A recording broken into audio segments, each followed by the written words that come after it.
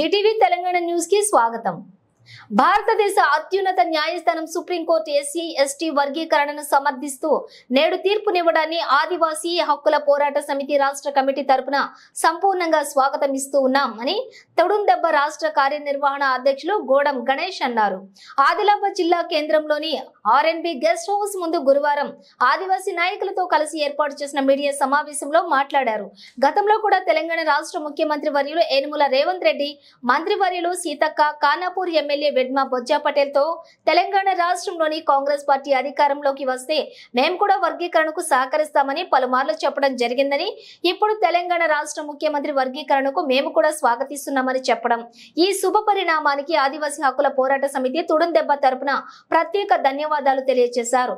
ST జాబితాల నుంచి వలసదారులను తొలగించాలని, వలసవాదులను తొలగించాలని డిమాండ్ చేశారు। ఈ కార్యక్రమంలో రాష్ట్ర ఉపాధ్యక్షులు ఊయిక సంజీవ్, జిల్లా ప్రధాన కార్యదర్శి వెట్టి మనోజు, ఏఎస్యు జిల్లా ఉపాధ్యక్షులు సలాం వరుణ్, డివిజన్ ఉపాధ్యక్షులు ఆత్రం గణపతి, ఏఆర్ఎస్ జిల్లా ఉపాధ్యక్షులు ఆత్రం భుజంగారావు పటేల్, పట్టణ అధ్యక్షులు తోడసం ప్రకాష్ ఆది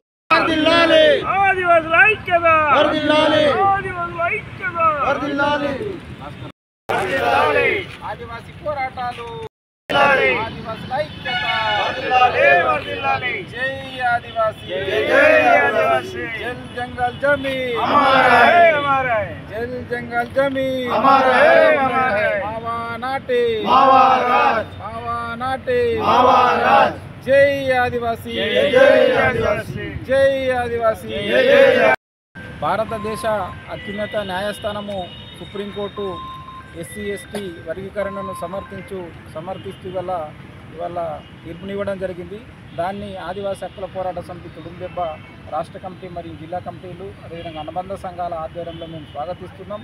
యావత్ ఆదివాసీ సమాజం కూడా ఇవాళ మేము దాన్ని సమర్థిస్తున్నాం। కాబట్టి గతంలో అనేక సందర్భాల్లో కేంద్ర రాష్ట్ర ప్రభుత్వాలకు మేము విజ్ఞప్తి చేస్తూ, డిమాండ్ చేస్తూ, ఏదైతే 1950లో ఉన్నటువంటి తెగలు ఏవైనాతో వాటినే షెడ్యూల్ ట్రైబ్స్గా గుర్తించాలి, షెడ్యూల్ తెగలుగా గుర్తించాలని అనేక పోరాటాలు చేసినప్పుడు కూడా మా సమస్యను పరిష్కరించడంలో కేంద్ర రాష్ట్ర ప్రభుత్వాలు పూర్తిగా విఫలమైనవి। దానికి నిదర్శనంగానే ఇవాళ అత్యున్నత న్యాయస్థానం సుప్రీంకోర్టు ఇవాళ ఎస్సీ ఎస్టీ వర్గీకరణను సమర్థిస్తూ ఇవాళ తీర్పునివ్వడం చాలా సంతోషకరమైన విషయం। ఇప్పటికైనా కేంద్ర రాష్ట్ర ప్రభుత్వాలు మేలుకొని ఆదివాసీ తెగలకు జరుగుతున్నటువంటి అన్యాయాన్ని వల్ల పసిగట్టి మేలుకొని మాకు ఆదివాసీలకు న్యాయం చేయాలని చెప్పేసి ఆదివాసీ హక్కుల పోరాట సమితి తుడుందెబ్బ రాష్ట్ర కమిటీ తరఫున మేము కేంద్ర రాష్ట్ర ప్రభుత్వాలకు మేము విజ్ఞప్తి చేస్తున్నాం। ఎందుకంటే ఇవాళ ఆదివాసీ తెగలకు విద్య, ఉద్యోగ, ఉపాధి, అభివృద్ధి సంక్షేమ పథకాలు పూర్తిగా ఇవాళ అన్యాయం జరుగుతున్నది।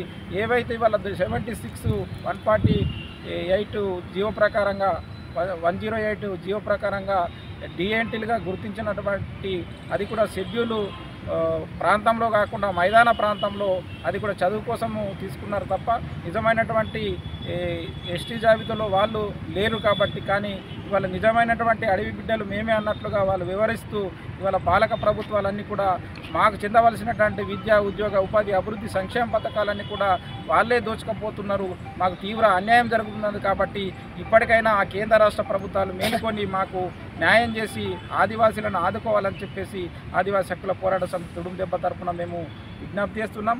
తప్పకుండా ఒకవేళ పరిష్కరించని ఎడల పెద్ద ఎత్తున ఇవాళ దేశవ్యాప్తంగా, రాష్ట్ర వ్యాప్తంగా మా యొక్క పోరాటాన్ని తీవ్రతరం చేస్తాం। భారత రాజ్యాంగంలో ఏవైతే పొందుపరిచినటువంటి చట్టాలు, హక్కులు ఉన్నాయో ఆ చట్ట ప్రకారమే మా యొక్క పోరాటం అంతా కొనసాగుతుంది।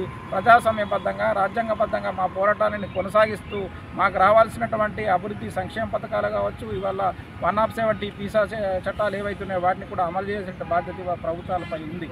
కానీ ఆ ప్రభుత్వాలు ఏవి కూడా ఆదివాసీల పక్షాన్ని నిలబడకపోక ఆదివాసీలను ఇవాళ అడవి నుండి వెళ్ళగొట్టడానికి ప్రయత్నాలు జరుగుతున్నాయి। కాబట్టి ఇప్పటికైనా సుప్రీంకోర్టు ఏదైతే తీర్పు ఇచ్చిందో ఆ తీర్పును మీరు గౌరవిస్తూ ఆదివాసీలకు న్యాయం చేయాల్సిన బాధ్యత ఇవాళ కేంద్ర రాష్ట్ర ప్రభుత్వాలపై ఉంది।